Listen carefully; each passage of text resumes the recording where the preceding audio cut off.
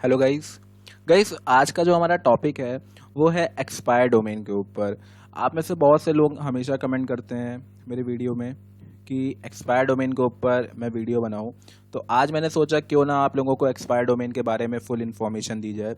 Okay, तो अगर आप लोगों के पास 10 से 12 मिनट का समय है तो आप मेरी इस वीडियो को पूरा देखो और जो भी चीज़ें मैं बताऊंगा एक्सपायर डोमेन के बारे में वो चीज़ें आप सीखो कि एक्सपायर डोमेन कैसे यूज़ होता है, कैसे बाय किया जाता है, कैसे फाइंड होता है, क्या बेनिफिट मिलता है एक एक्सपायर डोमेन पे अपनी साइट बनाने का।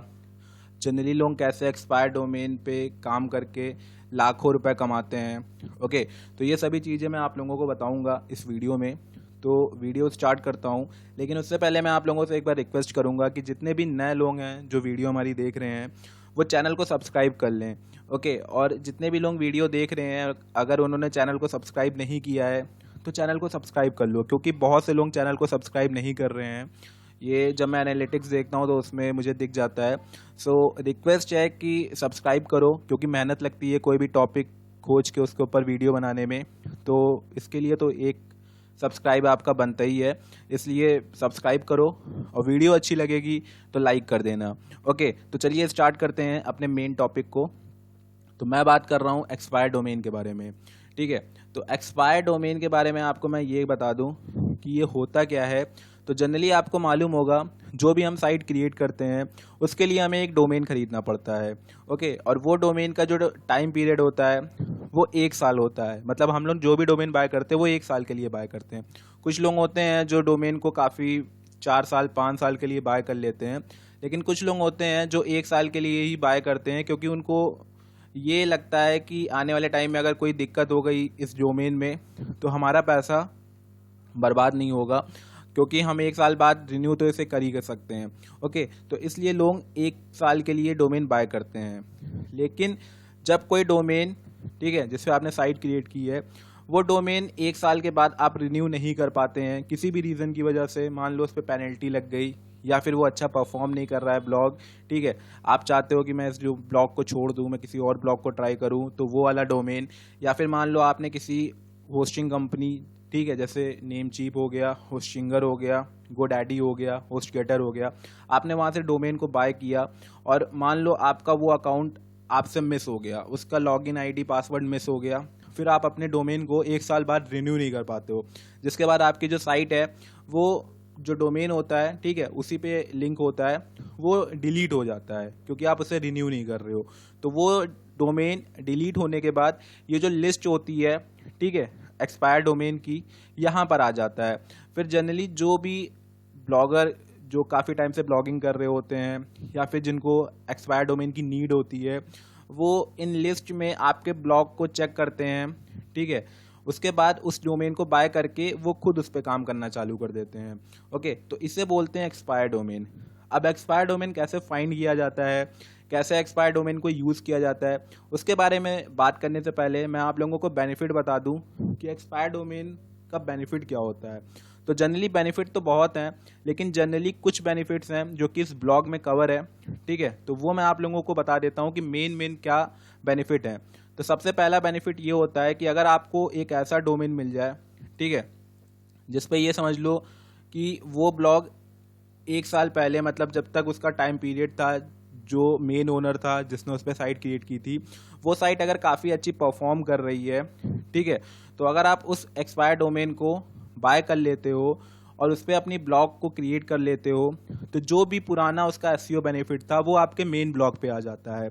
तो आपका जो न्यू ब्लॉग होता है उस पर पुराना एसईओ बूस्ट लग जाता है, जिससे आपका ब्लॉग 1 से 2 मंथ के अंदर ही रैंक कर जाता है, क्योंकि उस पर एसईओ का काम पहले ही हो चुका होता है। ठीक है, तो इस पर्पज़ से लोग डोमेन को बाय करते हैं, एक्सपायर डोमेन को, ताकि वो एक नई साइट क्रिएट कर सकें एक्सपायर डोमेन पे। ओके, दूसरा जो बेनिफिट मतलब होता है, बहुत से लोग एक्सपायर डोमेन को बैकलिंक के लिए यूज़ करते हैं। बैकलिंक जनरली बहुत से लोग क्या करते हैं, जो हाई डीएपीए के एक्सपायर डोमेन होते हैं उन्हें बाय करके उन पर कुछ कंटेंट पब्लिश करके जो डोमेन होता है उसे दोबारा से एक्टिव कर लेते हैं। अब डोमेन एक्टिव क्या होता है, तो जब कोई डोमेन एक्सपायर हो जाता है तो उसका जो सर्च कंसोल डाटा होता है वो गायब हो जाता है। मतलब उसका जो क्रॉलर होता है वो ब्लॉग को क्रॉल करना बंद कर देता है, क्योंकि उस साइट पे कोई काम नहीं हो रही होता है। फिर जब आप उस ब्लॉग को बाय कर लेते हैं, मतलब उस डोमेन को बाय करके एक ब्लॉग बनाते हैं और उसे दोबारा से सर्च कंसोल पे सबमिट करते हैं, और कुछ मंथ बाद जब वो दोबारा से क्रॉलर आपकी उस साइट को क्रॉल करने लगता है और आपकी पोस्ट को इंडेक्स करने लगता है, आपको अच्छा बेनिफिट देने लगता है, तब आपका जो ब्लॉग होता है, ठीक है, जो कि आपने high expire domain, high DAP expire domain को खरीद के बनाया होता है, उसकी जो बेनिफिट होती है वो काफ़ी बढ़ जाती है, क्योंकि उस पर काफ़ी अच्छा एसईओ बेनिफिट आपको मिला होता है पुराने एक्सपायर डोमेन की वजह से। ओके, तो उस ब्लॉग से आप बैकलिंक दे सकते हो, लोगों से पैसे ले करके उनको बैकलिंक दे सकते हो। इस केस में भी बहुत लोग यूज़ करते हैं एक्सपायर डोमेन को। मतलब तीसरा जो बेनिफिट होता है वो होता है रीडायरेक्ट के लिए। आपने सुना होगा, बहुत से एसईओ एक्सपर्ट ये चीज़ कहते हैं कि अगर आप अपने ब्लॉग पे, जो मेन ब्लॉग है, ठीक है, उस पर अगर कोई एक्सपायर डोमेन जो कि आपकी ही कैटेगरी का एक्सपायर डोमेन है, जैसे मेरी एपीके साइट है, तो अगर मुझे कोई एपीके डोमेन मिल जाए और उसी डोमेन को मैं बाय करके रीडायरेक्ट कर लूँ अपने मेन साइट पे, तो उस एक्सपायर डोमेन का जो भी एसईओ बूस्ट है, उसका पूरा 100% तो नहीं, लेकिन 50 to 60% जो बूस्ट होता है वो आपके मेन डोमेन पे मिल जाता है। इससे क्या होता है कि आपको ज़्यादा मेहनत नहीं करनी पड़ती है और आपका जो ब्लॉग होता है वो काफ़ी जल्दी रैंक कर जाता है। ओके, तो बहुत से लोग रीडायरेक्ट के लिए एक्सपायर डोमेन को बाय करते हैं। चौथा जो बेनिफिट होता है वो लोग सेल के लिए एक्सपायर डोमेन को बाय करते हैं। अब सेल बेनिफिट क्या होता है, तो जनरली आपके पास कोई ऐसा डोमेन है जिसपे कुछ मंथ पहले, या फिर ये कह लो कि उस एक्सपायर डोमेन पे काफ़ी अच्छी ब्रांड वैल्यू वाली साइट होती है, ठीक है। जनरली ये समझ लो कोई ऐसा ब्लॉग जो काफ़ी अच्छा परफॉर्म कर रहा है और किसी रीज़न की वजह से उसका जो डोमेन है वो एक्सपायर हो गया और वो आपकी नज़र में आ गया। आपने क्या किया, उस एक्सपायर डोमेन को तुरंत बाय कर लिया और तुरंत ही उसको क्या किया, लिस्ट कर दिया किसी भी साइट पे। तो होगा ये कि जब उस डोमेन को आप लिस्ट करोगे तो जितने भी लोग, मतलब जो मेन ओनर था उस डोमेन का, जिसने अपनी एक अच्छी साइट बनाई थी जो कि काफ़ी अच्छी परफॉर्म कर रही है, उसके हाथ से तो वो डोमेन चला गया। अब उसको वही डोमेन चाहिए अपनी दोबारा से ब्रांड वैल्यू बढ़ाने के लिए, तो वो आप लोगों को क्या करेगा, जितना भी रेट आपने सेट किया होगा उस एक्सपायर डोमेन को बाय करके, ठीक है, उस प्राइस को आपको वो पे करेगा और फिर से वो आपसे डोमेन खरीदेगा। तो ठीक है, तो ये एक तरीके का डोमेन इन्वेस्टिंग कहलाता है। इसके ऊपर मैं एक वीडियो बना दूंगा। ओके, तो ये 4 बेनिफिट्स हैं जिसके लिए लोग एक्सपायर डोमेन का यूज़ करते हैं। इसके अलावा और भी कई चीज़ें हैं जो इतनी खास मैटर नहीं करती, लेकिन ये 4 चीज़ें बहुत मैटर करती हैं जो कि काफ़ी अच्छी बेनिफिट देती हैं आपको एक एक्सपायर डोमेन के साथ। ओके, इसके बाद मैं बात करता हूँ कि एक्सपायर डोमेन लेने के क्या क्या क्राइटेरिया होते हैं। अब जनरली आप ऐसा तो कोई एक्सपायर डोमेन लोगे नहीं जो कि बिल्कुल एक फ्रेश डोमेन की तरह है, ठीक है। एक फ्रेश डोमेन में होता ये है कि आप उस पर कुछ भी कर सकते हो, क्योंकि वो आप उसके ओनर हो। आप उसकी एसईओ बूस्ट कर सकते हो, या एसईओ बूस्ट छोड़ो, आप उसको किसी भी तरीके से यूज़ कर सकते हो, ठीक है। लेकिन एक एक्सपायर डोमेन वो किसी और ओनर के पास पहले था, उससे आप बाय कर रहे हो, तो अब उस ओनर ने अपने जो ये पूरा पीरियड होता है, ठीक है, बाय करने तक का, 1 साल का हर कोई बाय करता है, तो उस पीरियड में उसने ऐसा क्या किया कि उसे ये डोमेन, मतलब जो ये डोमेन था उसे डिलीट कर दिया या फिर वो एक्सपायर हो गया।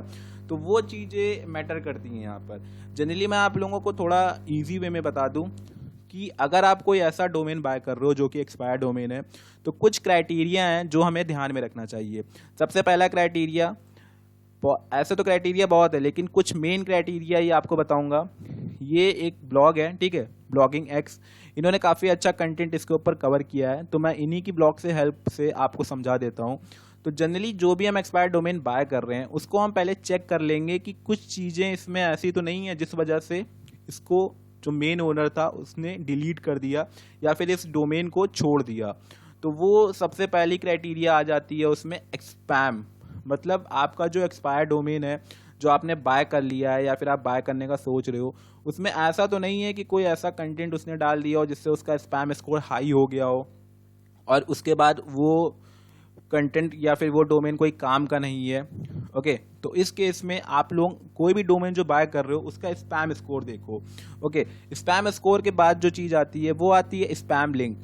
अब अगर आप कोई अपने मेन डोमेन से कोई ऐसी लिंक ले रहे हो, बैकलिंक, जो कि बहुत ही स्पैमी है, तो आपका मेन डोमेन वो भी बहुत ही ज़्यादा बेकार हो जाएगा।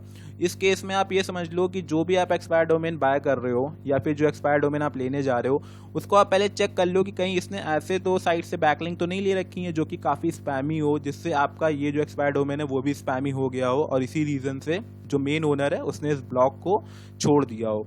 ओके, तो ये भी आप यहाँ से पता लगा सकते हो और ये भी मेन फैक्टर है। इसके बाद जो मेन फैक्टर आता है ब्रांडेबिलिटी, मतलब अगर आप कोई ऐसा डोमेन बाय कर रहे हो जो काफ़ी अच्छा परफॉर्म कर रहा था, काफ़ी ब्रांड वैल्यू उसकी हाई थी, तो उससे आपको काफ़ी अच्छा बेनिफिट मिलता है। ओके, तो ये भी एक अच्छा क्राइटेरिया है। उसके बाद सबसे मेन क्राइटेरिया जो होता है एक एक्सपायर डोमेन को बाय करने का, वो आता है एडसेंस का। ठीक है, जनरली आप कोई भी अगर ब्लॉग क्रिएट कर रहे हो तो आप वो एडसेंस से अर्निंग के लिए ही उसको बाय कर रहे हो।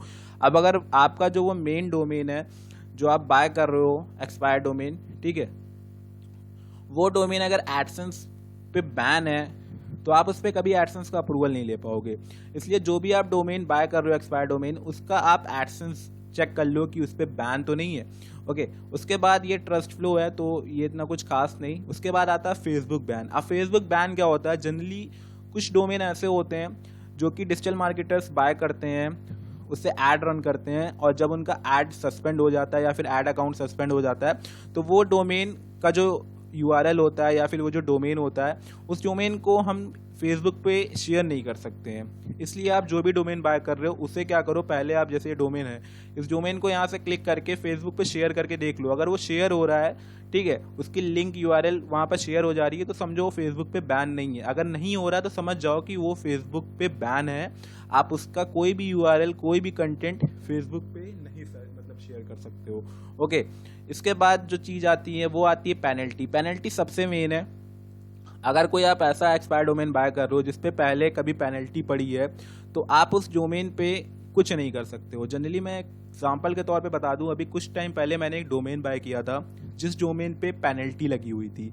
अब इस डोमेन को मैंने बाय तो कर लिया था, बाय करते टाइम मैंने ध्यान नहीं दिया और मैंने उस डोमेन को बाय कर लिया, लेकिन बाद में जब मैंने उसे बाय कर लिया और सर्च कंसोल पे सबमिट किया तो मुझे यहाँ पर ये मैसेज मिला, ठीक है, मैनुअल एक्शन। यहाँ पर आप देख सकते हो इस डोमेन पे पेनल्टी थी, तो ये तो मेरा डोमेन खराब हो गया, मेरा पैसा भी खराब हो गया।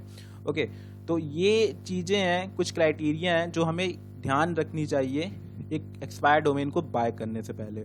ओके, तो सारी चीज़ें आप देख लो वीडियो को दोबारा से पीछे करके कि क्या क्या क्राइटेरिया याद रखनी चाहिए हमें एक एक्सपायर डोमेन को बाय करने से पहले। ओके, तो ये सब चीज़ें हैं जो आपको ध्यान रखना चाहिए और यही बेनिफिट्स हैं जो कि आपको याद रखना है। इसके बाद आती है एसईओ की बात। बहुत लोग कहते हैं कि एक्सपायर डोमेन को एसईओ के काम में लाया जाता है। ठीक है, पहले के टाइम पे ये चीज़ें थी कि आप एक एक्सपायर डोमेन से अगर बैकलिंक ले लेते हो या फिर उसे रीडायरेक्ट कर लेते हो तो आपकी साइट पे बैकलिंक या फिर जो उसका साइट का जितना भी एसईओ बूस्ट होता है वो आपकी साइट पे आ जाता है।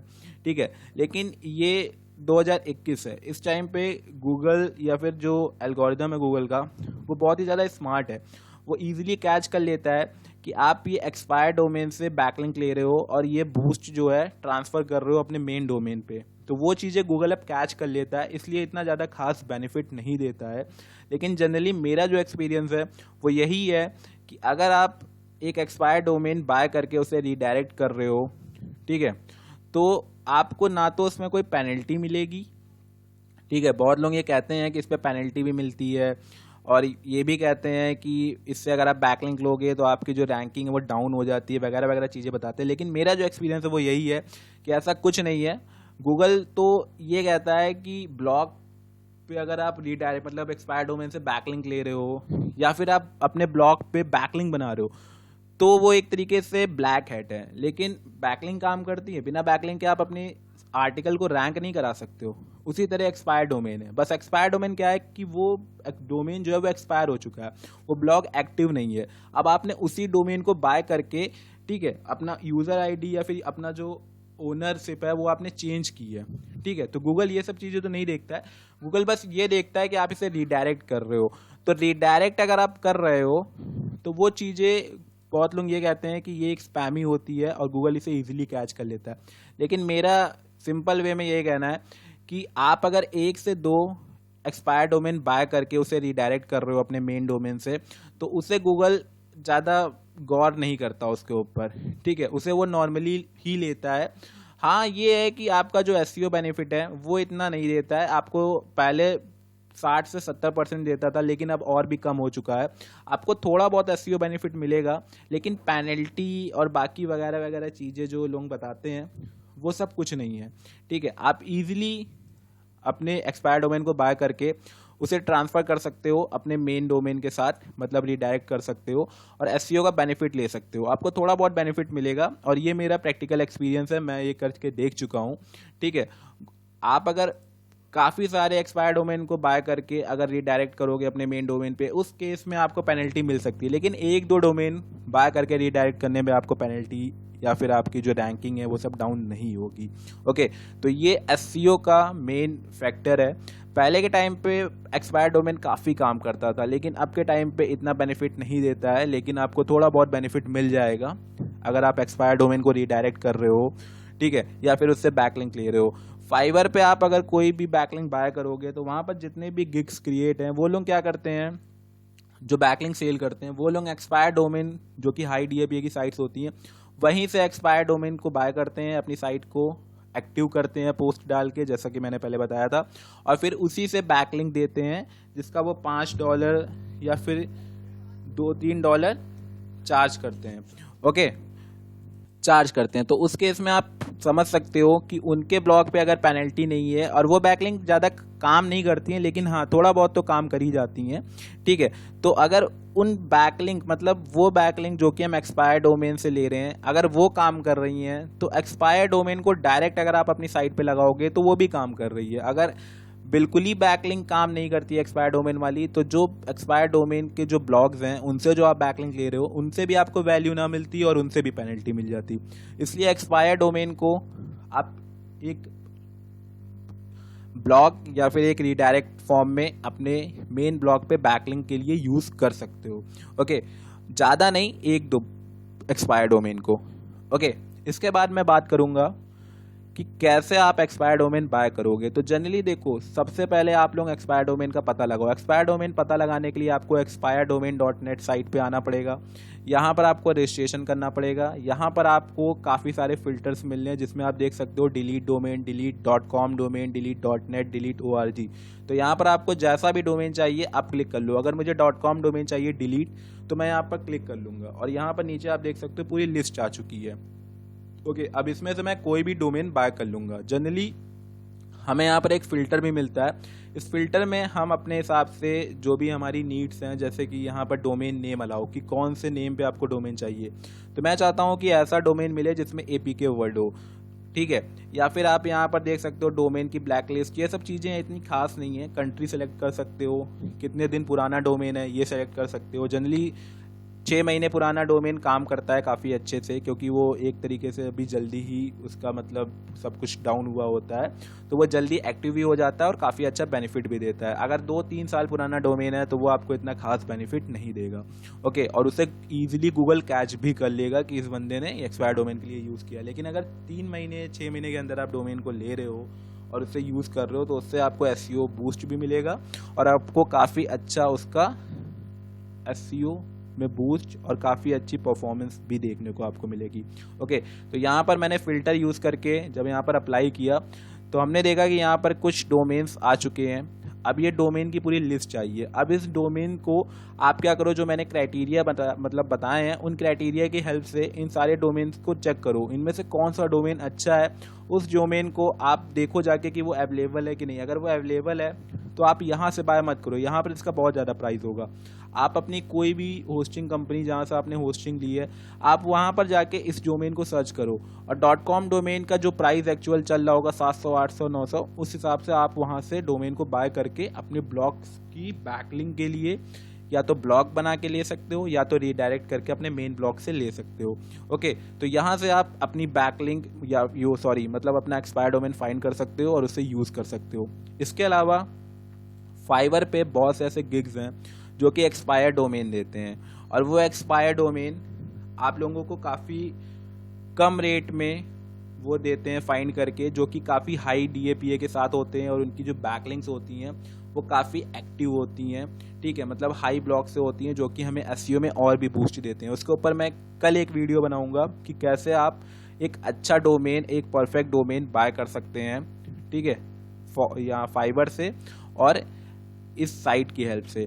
ओके, और क्या क्या चीज़ें हमें देखना चाहिए उसके ऊपर मैं कल प्रैक्टिकल एक वीडियो बनाऊंगा। अभी के लिए बस ये एक्सपायर डोमेन की इन्फॉर्मेशन पर्पस के लिए वीडियो थी, जो कि काफ़ी लंबी हो चुकी है, इसलिए इसका जो पार्ट 2 है वो कल आएगा। ओके, तो इसे आप देखो और जो चीज़ें मैंने बताई हैं उसे ध्यान में रखो। ओके, तो मिलता हूँ नेक्स्ट वीडियो में, तब तक के लिए गुड बाय।